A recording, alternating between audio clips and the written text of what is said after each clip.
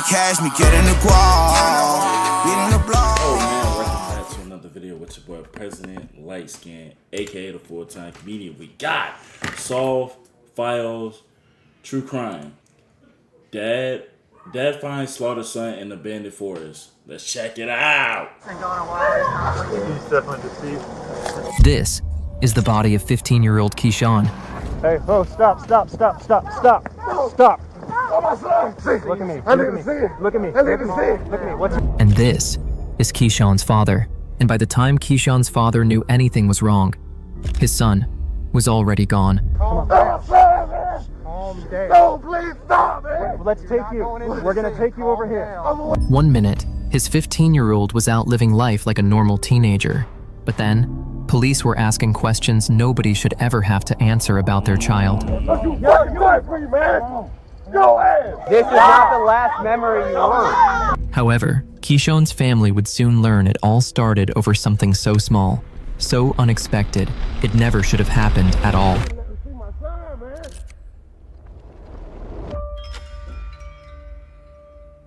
In the morning hours of December 3rd, 2020, around 9:30 a.m., police in Athens, Georgia received several calls about gunshots echoing from a wooded area behind a quiet neighborhood on Westchester Circle.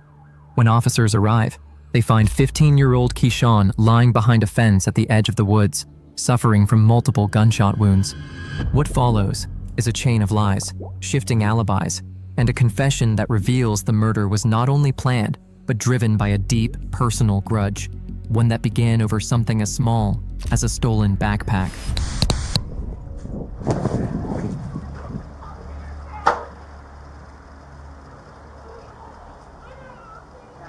Kids gone? 7 on such a possible single 7. He said his name was Keyshawn Gaynor, and that he's 15. Then you can probably start CID this way. Shell casing. Yep. It looks like it's been hit more than once, guys. I mean, there's a grave. That could just be, that's just sprinkles right there, maybe. Yeah, and I got tape. And it looks like that might be an exit right there. Yeah. I've got a whole roll of it in my trunk. I'll stand by his. Hey, no. No. Stop.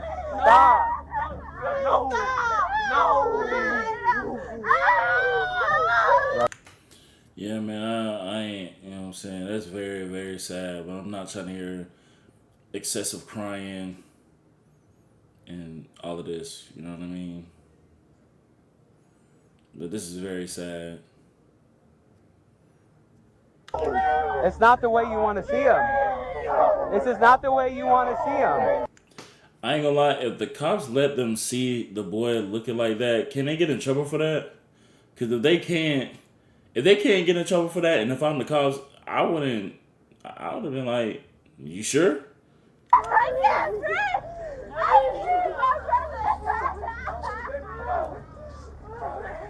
Let's get some tape up all the way around. Hey man, he's behind the fence, man. It's not the way you want you to see your brother for the last time, okay? I have to see my brother. It's not the way you need to see him. No, sir, do not go back there. Where my brother is, bro. No. Behind the line. Let's get him behind the line. All right? Just step back. I don't know who your child is. Oh no, bro. Come on back up here. I gotta find mine.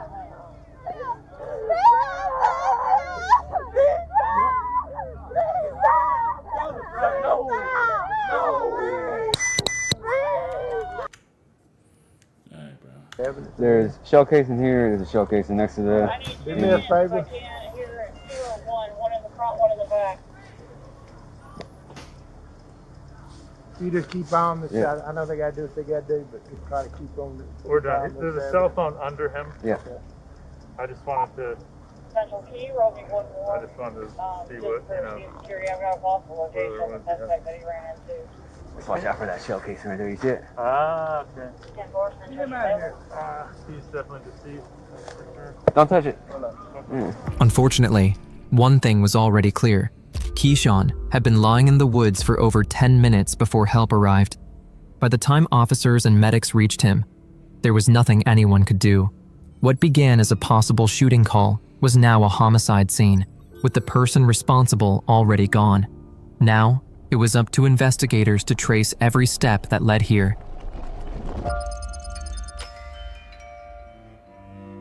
Officers wasted no time searching the area, looking for anything that could bring them closer to identifying who was responsible.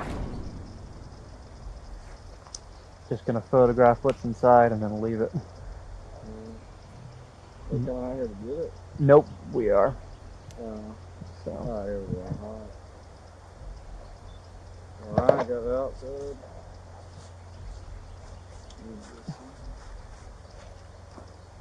Alright, there's a Looks like we white got iPad. iPad, black and mild, black ski mask type thing. Some kind of camouflage cover.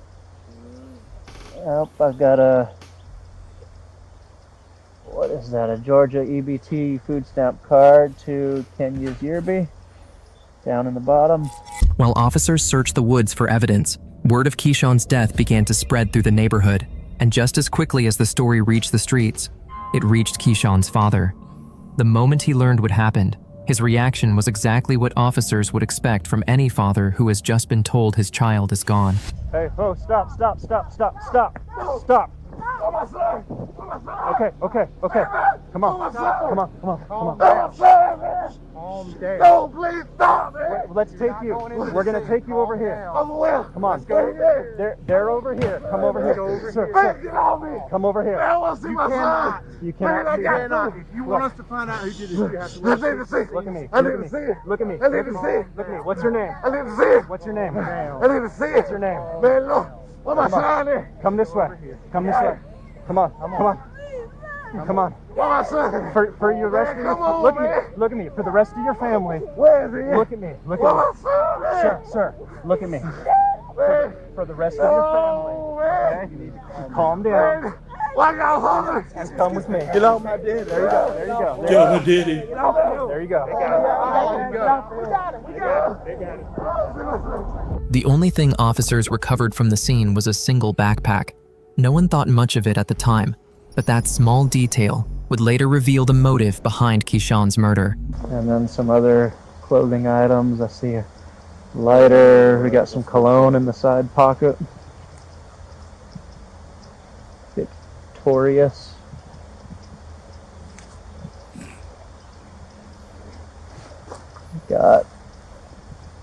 Got a scale.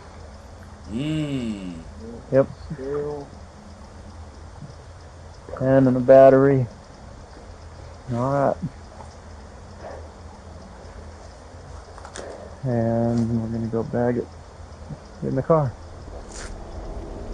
Inside the backpack, officers found a phone, a wallet, some clothing, a digital scale, and a tablet. But one detail stood out immediately. There was no cash in the wallet, even though it was clear there had been at one point. The backpack was collected and sent to be processed for fingerprints and DNA. Meanwhile, the scene outside the tape began to shift. What started as a quiet, contained investigation was now becoming increasingly difficult. What you mean? Stay behind the tape. Wait, man. Wait. This is father, just so you know. No, man. Man, No, man, no. Wait a minute. Please, man. Please, man. No, hold on. I know. No. Hold on. They didn't let me see my son, man. No, I'm finna see it now. Come on. Hey, man. Hold on. You don't Hey, want to don't grab me like that, man. I need you to stay behind here. Don't grab me like that. I just need you to stay behind here. I don't grab me. I don't want to, okay? I don't want to. Stay behind the tape. You don't want to see it, okay? Hey, Black. She says she's trying to get them on the phone to get grandson over here. Son, That's man. what she said. What, man? No, you don't. Stay behind the tape, man. Stay behind the tape. Stay behind the tape for me, buddy. I'm gonna see my brother. Why the fuck y'all niggas not listening, bro? Like, I'm not gonna lie, I feel bad, but at the same time, bro, y'all gotta calm the fuck down, man. Like, nigga, damn, man. I can't allow that. Yes, you can. Move. I cannot. Move. Come on, come on, come on. Man, move. No, Okay, that's my son. Hey, don't grab my son like that, man. We're not grabbing him. Don't grab my son like that, man. Don't grab my fucking son like that, like I said. And I know you. Hey, get your fucking hands off my motherfucking son, man. Especially you. Like you fucking touch me, man. Fucking touch me, man. Especially your ass. Don't you fucking touch me, man. Your ass. Fucking touch me again. Your ass. Don't you fucking touch me, man. Your ass. Fucking touch me again. What racist ass bitch? Fucking touch me, man. Now officers thought that would be the end of it, but the longer they held the scene, the more people began to show up. Friends, cousins, neighbors, and entire families. What started as a handful of relatives became a crowd, emotional and growing by the minute, and officers now had to stay alert, because in scenes like this, grief can turn into rage fast. Don't you fucking move. Hey, fucking shit. You can't say shit to me. Listen. Fucking shut the fuck up. Now, imagine seeing so much more. Well, that's why we went all out and decided who doesn't like seeing people's reactions are truly horrifying. Just real quick. Yo, we can talk. Okay. What's up? I want to know, because I'm watching everybody and I'm seeing what's going on. I can tell how incredibly upset you are. I understand that. Seems to me like you might have some information that could help us. He said he went in the house on the corner. We got that much. Do you have any? Y'all better find out a little more before I do. Well, let me ask you this. Do you know anything about who might that be that lives there, stays there, I don't drives be out any here. vehicles from there? This is my cousin and my aunt house. We are That's watching my that little house cousin. because You can we watch also all you got want, word but- that he left that place, okay? But that's why I'm asking if you know anything else. They in just as much danger as he is. Just know that. I'm telling you to your face. If you know anything, I don't please know tell shit. us. I know they in just as much danger. If you find Because out if- anything, When you hurt mine, I you hurt understand yourself. that. I understand that, and We ain't that's got why nothing we're to talk out about. here. I don't. That's what I know. I know my auntie just told me. If you find out anything else, Yep. please share it with us. He moving his head too much. Okay, that's all I'm saying. Oh God. Okay. Come on over here. Come on over here. I don't know anything right now, but go ahead and sit on the front of my car for now. Do you know her in the camo? No. Stay right here for me, okay? Right here. Stay right here for me. We don't know. I need to talk to my mom. Hold on, hold on. My mom. Hey, 7-7. This is. Oh no. Please tell my baby okay. Where's Lieutenant? Where's Lieutenant? He's at the scene. Okay, I don't know anybody's names or anything at this point, but this is Keyshawn Gaynor's mother. Okay. I don't know. I haven't been down there. Once the crowd began to settle and the initial shock faded, officers took the chance to start asking questions, asking if anyone had seen anything at all. But then, one woman stepped forward, Eugenia. She was the only witness, and what she had seen would become the first thread that detectives could pull to start unraveling this entire case. Let me just see if I can summarize. So you were out here in the back, and you saw, or you heard, it sounds like some shots, and then you saw someone come from the woods and then enter this apartment. He came out the back door here on the right hand side. Can you describe that person? Yeah. Okay. Just tell me, you can. Would you be able to recognize that person again if we showed you some pictures? I'm not sure. I can't say. Like I said, he was leaning, and I saw mostly the side of his face, and I saw his face when he came out. But did you see his hairstyle at all? Well, it's like the little twist up things. It wasn't like locks or anything, but he had been twisting it. You know how they wear a nappy now. Yeah. And then he went in here. How long was he inside? Less than 5 minutes. He wasn't in there that long. Just maybe long enough to get somebody to take him wherever he was going. Because he came out the back door. He had taken off the hoodie. Do you know who lives here? I don't know their names. And so he took off whatever he had on and changed? Except for the jacket. He opened his jacket up and took off his hat. That's pretty much all he did. Did you see him with a gun or anything like that? Well, it looked like a gun. That's what I was telling him. He had something metal in his hand. He was putting in his pocket as he was coming across. Through here. Okay. Do you know the people here? Do your family members here? Because it seems like they're going straight over there. Other than waving, well, they're going straight over there because we were all talking about what happened, so they know that the guy went there. The guy who came out to give him a ride. Now he's there all the time. Okay. He's not there now. Do you know his name? I don't know anybody's name down there. Older, younger? He's an older guy. Older guy. Not as old as Left in. Now it'll be bad unless he decided not to come back because he knew what was going on. But he's normally down there. What kind of car? All I can say was an SUV. It was a dark red color. Dark red? Yeah. Yo, I just realized something. How come back in the day, the communities used to be so tight and so well connected to where like you could literally go next door and ask like for some sugar or ask, you know what I'm saying, to talk to a homie or something like that. But now, but I ain't gonna lie, they've been pushing this, friendly is a bad thing, YouTube friendly or something like that, you know what I'm saying? They've been pushing that so much to where the point is like a lot of people are really like comfortable being by themselves because they don't want to be labeled as friendly as a bad way. And here's my thing with this, right? Whoever running this world, whoever running this social media, whoever is pushing this agenda, who's coming up with the ideas of pushing this agenda, will fool everybody but me. You had me, but you can't fool me. You can fool everybody else. You know what I'm saying? You can fool everybody else because they in the Matrix. I'm not in the Matrix. You feel me? But I had to state that out because this has nothing to do with the video, but yeah. Now, is this guy... Because... yeah. Yeah. Is he Latino, black, white? Black guy? Okay. Are there some Latino guys that live here? I haven't seen it. That red SUV, you said they work on cars. Is that one that's usually here, or is that one that he could be working? What Eugenia told officers would become a critical turning point in the investigation. She said she saw a man come out of the woods and walk straight into a house just a few feet away from there. He was masked, moved quickly, and stayed inside for less than 5 minutes before leaving again, this time with another person. That house and the people inside it were not strangers to this case. Keyshawn had once been close friends with a boy who lived there, Lamons Williams, known in the neighborhood as Bubba. But over the past few months, their friendship had fallen apart. So when Eugenia pointed to that house and that connection, it immediately put Bubba at the top of the suspect list. Officers didn't hesitate.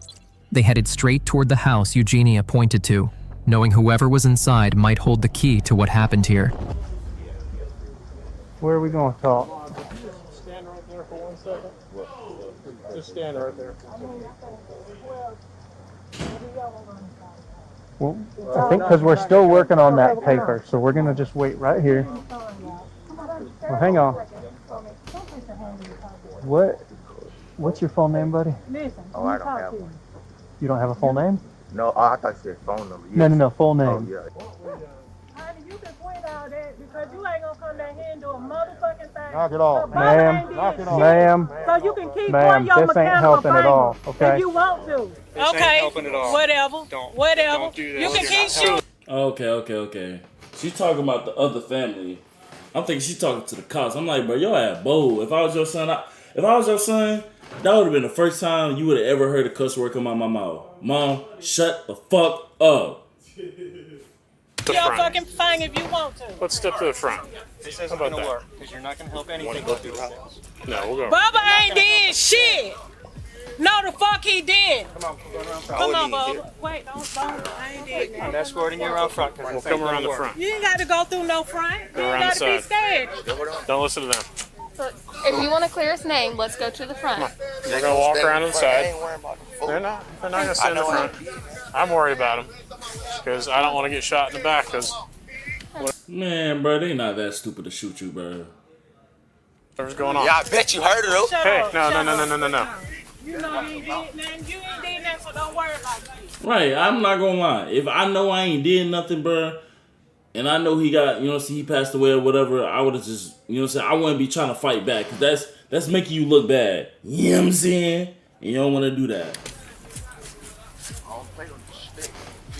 Period. Listen, they're upset. Their family member is dead. Right. And they think you did it. Yes, sir. Did you? No, sir, I did not do it. How'd you really get that shiner? Because it ain't from that pole. Yes, it is. Okay. The pole, that's... Okay. So let me just present something to you, because they're saying that they saw you coming from there, the gun in your hand, and I'm seeing that you got some injuries. In my hand. Listen, if someone attacked you and you defended yourself, then that's something you need to lead with, not tell something else. No, sir. And I'm not saying that that's what happened. Yeah. The best chance officers had of getting Bubba to talk was to make him believe that what happened could be justified. So they used a well-known interrogation strategy called minimization, a tactic where investigators downplay the seriousness of the crime to make the suspect feel safer admitting to it. If Bubba believed this was self-defense, he might talk. And if he talked, the case would finally start to break open. If what happens is something like that happened and you come and tell some other story... Don't keep looking up there. You ain't did nothing. Don't keep looking up there. Don't worry about it. Yes, sir. And if something happened where this kid attacks you, does something, pulls a gun on you, does whatever, and then you defend yourself, and I'm not saying that happened, yes, sir. But if something like that did happen, and you say some story like, I don't know, I wasn't there, I didn't do it, and it turns out that there's something over there that ties you to it, yes, well, then you lose the ability to say that it's self-defense. Yes, sir. So that's the only reason why, and a lot of people, if they're in this situation, and again, not saying you are, yes, but a lot of people, if they're in this situation, they're scared to say that something happened because, one, someone's dead. Yes, sir. Okay? Yes, sir. So I try to explain to people that if it is a self-defense, you got to get in front of that. That needs to be the very, very first thing you say. And because you can't ever use it again. If you tell one story, yes, and it turns out not be the truth, and then you turn around and say, well, actually, it was self-defense. Can I ask you something? Where did me out here with a gun come from? Because I don't even own a firearm. I can tell you, the gunshot residue test is not necessarily going to be conclusive because he wasn't here from start to finish. He just had to be brought here. So anyone could argue that he went somewhere and cleaned up, changed clothes, did whatever. Yeah, I had the same clothes on all day though. This same. Yeah, you can ask that girl what he had on. We talked to them right there in the street. Okay. Yeah, when we were leaving out, she had stopped to see what was going on. We didn't know what was going on. Okay. I'm allergic to them. Oh shit! Okay. Where that pen at? In my book bag. Hey! Oh no! Don't fight it. He has an EpiPen. I think it's gone. Okay. We had soft people screaming stuff, so we rode right there. And then she was just looking to see what was going on. What were they screaming? They were just screaming. Screaming? I mean, is that normal for people just scream out here? Or? No, we just saw her screaming. And she got out the car and looked. She said, "There's someone over there dead." Okay. But that was when you guys left? No, that was when we were getting ready to leave. We went out. You were getting ready to leave? Yes, okay. sir. And then, so, okay, where did you go? We went out the neighborhood. We left. And we went to pay where? The car insurance. So you wanted to go pay the car insurance? Yes, sir. And where did you go from there? That was it. I dropped him on Bethel. She dropped it out. Okay. That was it. We paid the car insurance. And I just did go look at the car insurance. You have to get up to go leave to go pay car insurance. Can you do that? Because I don't know. I send my mama the money and she paid for it herself with an app or something. Her account, everything. You know, I mean, but then again, it is 5 years ago, so maybe stuff was different back then. I don't know what's going on, but I knew my name. But if I knew all this was going on, I would have just kept him in the car with me, so you can just like. But this is what he had on when he left. Yes. Where did you get dropped off in Bethel Homes? I got dropped off inside. Okay. And which car were you in when you went to Bethel Homes? You said which car? You You said which car? Yes. I was in her. Which car? The gold one Toyota. right there? Yes, sir. Okay. So that should be able to be seen on the Bethel Midtown No, cameras. I didn't drop him out. You got to tell them exactly on the where side I dropped. gate. I didn't drop you out on the Side side gate. I dropped. Oh shit. Okay. I need you to step over there with him, and I need to talk to him. You caught my boy, and I'm getting fat. Well, if you feel like you don't want to answer no questions, because I wanted to be right here with you. Well, I don't feel comfortable without her right here. Okay. Well, The other part of Bethel. What, 80? I'm going to tell the truth. I dropped you off in Parkview to go to a little girl house. We didn't go there. Now look, coming from a black son with a black mama, a lot of our black moms are not gonna drop their black sons off to some girl house who we trying to clap cheeks on. You feel me? That's not it at all. That's us black people. We look at that as weird. You know what I'm saying? Like our black mamas want us to. You know what I'm saying? That doesn't happen. Okay, so now we're having a totally different story. Oh my God! But just say you blicked his eye, man. Like rest in peace. Did nothing else. I promise you did. But why wouldn't you say that? Because I didn't want to, be like, Grandma drop him off at a girl house. Let me explain something to you.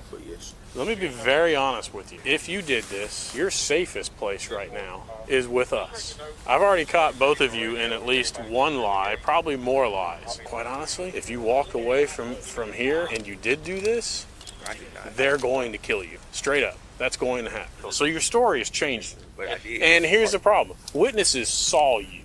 Yes, sir. Where they saw me at. Going into your house and then leaving.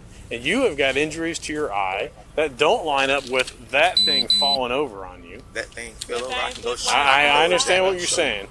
But so here's I'm trying to say that if you did this, you need to be honest about it. No, sir. People make mistakes, and this is the most serious situation of your entire life.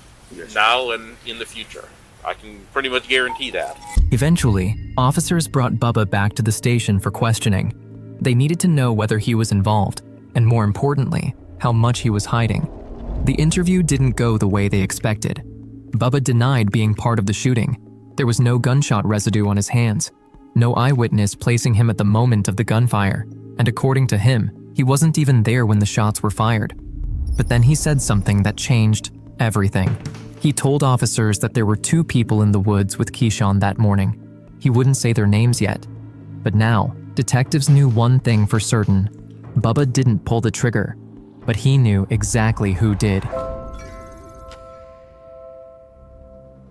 While Bubba avoided naming the suspects, officers moved to the one person who had no reason to hold anything back. Keyshawn's father. He said he already knew who the 2 people were. The only thing left was to say it. The 2 photos that you gave me, KT and Tyrell. Where did you get those photos? Oh, they were sent to me. By who? Just different people. I need to know who. One of the things that we have to be able to do before we can take certain actions is we have to be able to explain how we know things or how things happened. Yeah. And if we can't do that, then it's all... And this may be the difference in something we may be able to handle right now, or not being able to. What are the names? Excuse me? Just who? What are their names? One name is Rico. Which one did he give you? Rico sent me KT. Any idea what Rico's last name is? No. Okay. And the other guy, he was out here in the yard, and he was saying that his nephew knew who the guy was, and he sent me a picture and told me to ask my son if that was the guy. Right. And I showed it to my son, and he said, yeah, that was the guy, so I called him back. But I don't know. What? I don't know what his name is. He was standing out here in the yard. All right, your son did identify him as the same though? Yeah. Which son was that? Kentrey. Now officers finally had 2 names to work with. KT, also known as Kenya Zierby, and Tyro, also known as Daquan Faust. These weren't new faces to law enforcement. Both were known in the neighborhood, both connected to Keyshawn, and both had history. But a name is not evidence. So detectives prepared a photo lineup that very next day and went to Eugenia, the only witness. And officers realized if this wouldn't go the way they expected, the case would go cold. So in a moment, I'm going to show you a group of photographs. This group of photographs may or may not contain a picture of the person who committed the crime now being investigated. And it's just as important to clear innocent persons from suspicion as to identify guilty parties. Whether or not you make an identification, investigation will continue. Now keep in mind, hairstyles, beards, and mustaches may be easily changed. Also, photographs may not always depict the true complexion of a person. Markings. It wasn't that much to it. He was more of a stocky fellow.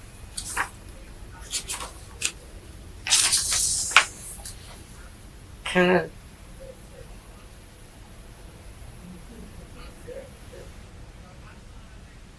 And remember, I'd say hairstyles, all that stuff, very easy to change. I want to go with this picture. It seemed to me like it was more like this guy right here. Okay. If that's the picture that you feel like you saw.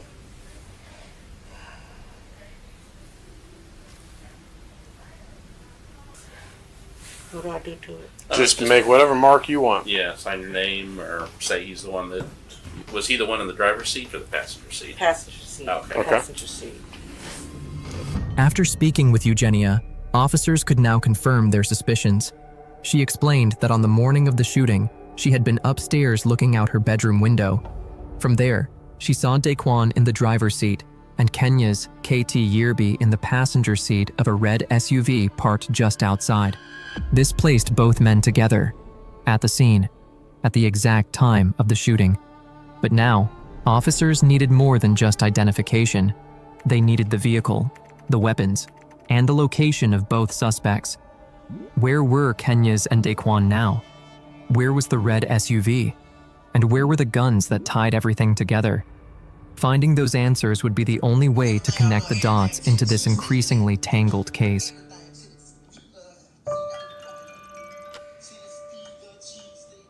Now officers had two primary suspects, Daquan and Kenyas, and they knew they needed to move fast. 2 units were dispatched at the same time, one to Daquan's residence and another to Kenya's. Search warrants were prepared, but there was no telling who or what might be inside. So officers approached both properties, ready for a threat. Are you Miss Monty Brooke? Oh. Yes. Is there a Mr. Yearby here? You know who I'm talking about? Kenyas, is that right? Do you mind if we come in and speak with you real quick about an incident? Okay, thank you. Are you the only one home? Yeah, I'm getting ready for work. Oh, okay, okay. Is there a light? Oh, it's right there at the door. Okay. So you're the only one here? Yeah. Okay. So how do you know Mr. Yearby? He was my boyfriend. Was your boyfriend or is? I don't know. Okay, that's fair. When's the last time you saw him? I'm not asking what's going on. So we are investigating. I don't know have you heard anything about maybe what he would be involved in? Maybe I'll start with that. No. Okay, so we work in our robbery homicide unit. We are investigating a death today. We don't know if he's involved. We would just like to speak with him. Oh my goodness. So when's the last time that you saw him? I haven't talked to him. I haven't talked to him. When's the last time you talked to him? What's the day? I believe yesterday. Okay. But we just had like a break. It was like a breakup, basically. Mm-hmm. We haven't spoken since. Okay. So you haven't seen him today, haven't heard from him, haven't communicated with him on social media? Okay. I tried to reach out for him to come get his belongings. Mm-hmm. What does he have here? Oh, it's just like clothes. Okay. It's just clothes. Okay. Has he been having any problems with anybody that you know of? No. Okay. Like I said, we don't know if he's involved. His name has come up, and yeah. Do you know, like, Where's he living at if he's not here? I don't know anything, so I really don't. I don't know where he lives at. Really, I don't know where he's been. I don't know anything. Okay. I really don't, because like I said, we just really had a kind of hard breakup. Eventually, officers searched the house, hoping to find him, or at least something they could use. But the house was empty, and that's when officers realized someone was already one step ahead of them. 3 police officers have shown up at your door, and quite frankly, it's in reference to a murder. Okay, that's what we are investigating. Okay, so imagine if it was your loved one, and then officers are coming, and I'm not trying to downplay it or make this stressful for you, but we need to find him and talk to him. That's all we need to do, is talk to him. And so it's important for us to do that now. So I mean, if you can provide me a phone number, if you can provide me an address, if you car description, anything would be helpful. And y'all were like Detective Aaron said, y'all were in a relationship enough to where you sign a lease apparently with somebody, and they live here with you. So all I need is, when I walk away, is to be satisfied that I've got the information that I need to go find Mr. Yearby. While officers at Kenya's residence were coming up empty, the other unit, the one searching for Daquan, was having far more success than anyone expected. And what they were about to uncover would shift the investigation again. You convicted felon? Yes. Yes. Holy crap. Okay. So let's. Well, that. Yeah, I'm glad you're able to clear that one. Sometimes those things are a pain. Yeah, that has. Yeah, plug's empty. I got the How ground out of it. So. long is that barrel? Oh, it's gonna be tall. That not 18 and a half? Looks like it's been solved in hand. Yeah. That's not. Start running this serial number, dude. That's not a 9. Is it a 9? Oh, yeah, it says right there. This is 9. I was looking at that. What the hell is this I'm looking at right here? Do you know? This thing? Well, probably better. It looks like a chopped up AK body. This is what came out of it. That came out of that. Yeah, Paul would probably, as a collector, he'd probably know. He'd be able to tell us. This is all just like an AK body, the sheet metal stamp thing. But it had that in it. Just a little bit. Yeah. So it looks like an AK style. Machine pistol. Well, it's like a pistol that will make that thing So safe. it's got everything's safe. This came out of this. It's got this is mine. Maybe this thing here. Probably right there like that. Philippines. I don't know exactly. What officers found next changed the direction of the investigation. Inside the property, they didn't locate just one weapon. They found multiple firearms.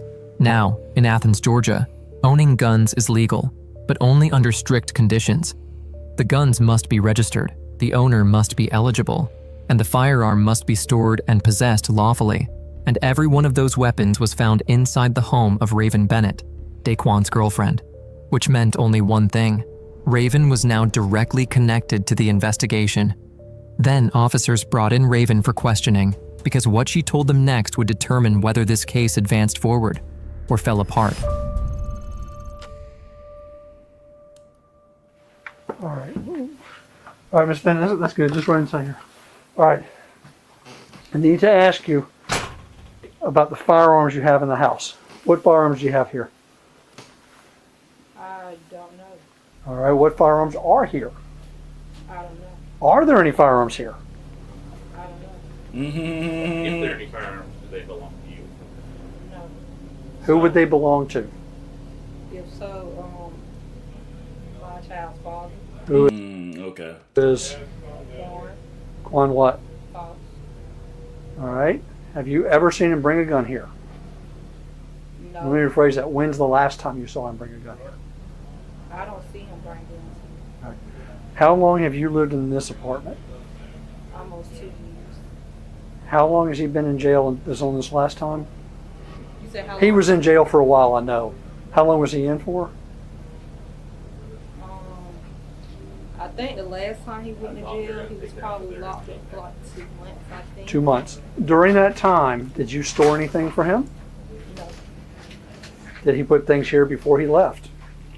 No, not that I know of. Well, okay. In your children's closet, are you aware of everything that's in the kid's closet? I mean, it would be you would know what's in your kid's closet, right? It should be closed. All right. When did he get out of jail? Well, I do know that he had just got locked up probably like about 3 or 4 weeks ago. Okay. That's the most recent that I know. All right. When's the last time he left anything here at your house? I don't know. Do you recognize that bag? This look familiar? You see this? These are federal crimes. Somebody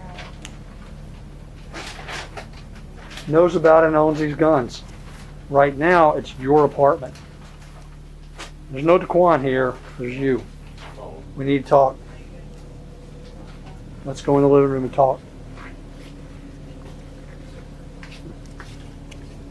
You are responsible for your apartment. Right. We just showed you 2 federal crimes of guns in your apartment that you're not supposed to have in housing anyway. You're responsible. Even if it's not mine. Well, you gotta kind of by extension if it's your apartment. You're responsible. How did it get here?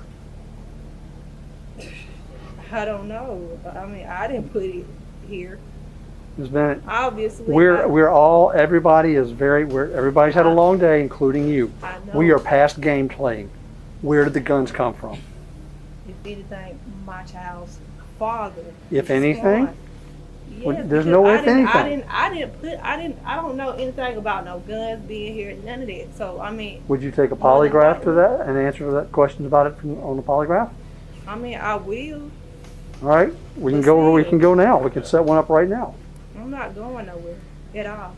So you won't do a polygraph? No, I mean, not. You no, just not, no? Not today. No. You said So you won't do a polygraph about the guns? My God. They're not mine. Whose are they? They're my child's father. They are Quan's? Yes. How do you know they're his? More than likely, it's No, his. you just said they are. How do you know they're More than likely, his? they are his because he No, comes here. stop. There's no such thing as more than likely. They're either yours, your child's, your 2 guests from Louisiana, or his. Quan just put a loaded gun by your baby. Who's taking a ride for this, you or him? Not me, because I don't. It's your apartment. Now tell me about the red car. How long's the red truck been here? From my knowledge, it's been parked for about 2 days now because it has not have no. It don't have no car insurance. When's the last time you saw Tyro? It was. It might have been. Earlier today. Today? Which is worth 5 years in federal prison. We're gonna hand that gun to our forensics folks. They are going to both test it for DNA and then fingerprints. Are your prints going to come up on any of the guns or the bullets? Tell us now.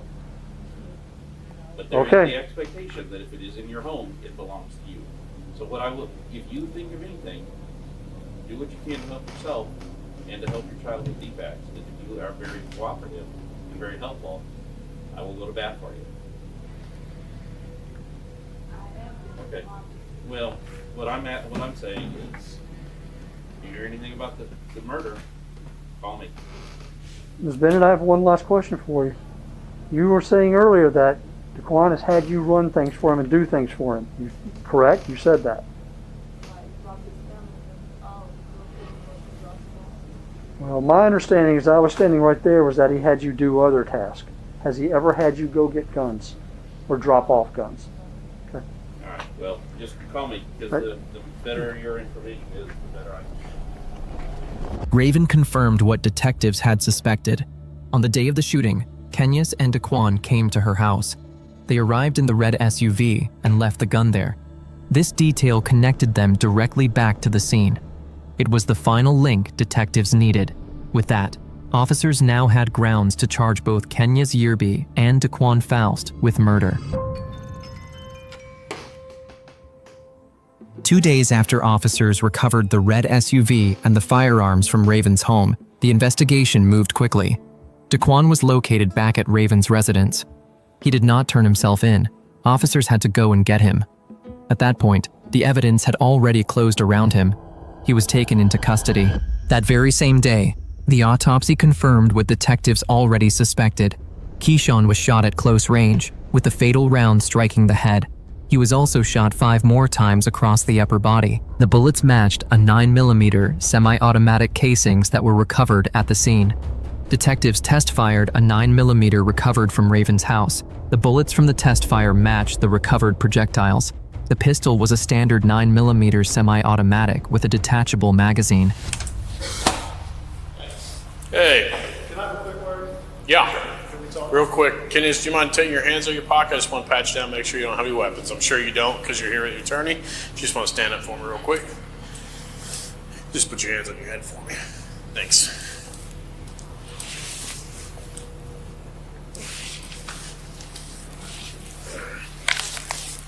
All right. You want to step in and talk to Paul? And I'll just hang out here for a second. Did you guys all ride together, or just happen to come at the same time? Okay. You put your hands down. You're good. He explained why the confrontation happened, who was present in the woods, and how the events led to the shooting. In doing so, he unintentionally dismantled every false alibi he and the others had tried to build. The hidden firearm, the movement of the red SUV, and the attempts to distance themselves from the scene. All of it became clear the moment he spoke.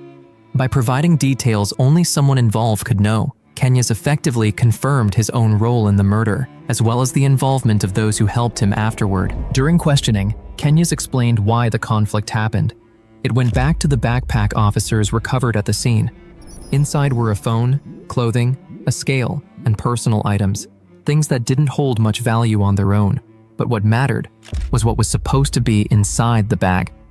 According to Kenyas, the bag originally contained cash and pills, and Keyshawn was believed to have taken it. That accusation turned a normal disagreement into something personal. Now that officers understood why Keyshawn was targeted, the next step was understanding who carried it out. Because this wasn't a crime committed by one person. Everyone had a role. KT was the one who believed Keyshawn took his bag and decided he had to handle it. Daquan was the one who drove, the one who didn't need an explanation, just direction. And Raven was the one who helped after the gunshots, hiding the SUV and the weapon like none of this ever happened. Once the full story was laid out, the charges fell into place quickly. Kenyas Yerby was charged with murder. Daquan was charged with felony murder, aiding and abetting, and possessing a firearm during a violent crime. Raven was charged with hindering apprehension and tampering with evidence, and Bubba walked away without any charges. Alright, man, this is a good video. Let's check the comment section. How low class do you have to be to Photoshop tears on a grieving father? That was my coworker too, bro. It was a petty argument that had spiraled. His dad is doing pretty okay for anyone that was willing to send prayers to. Okay.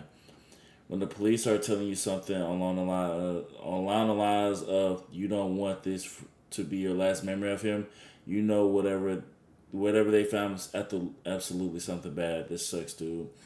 Alright, man, what do you guys think about this in the comment section below? Please let me know. Subscribe. Thank you guys for watching so much.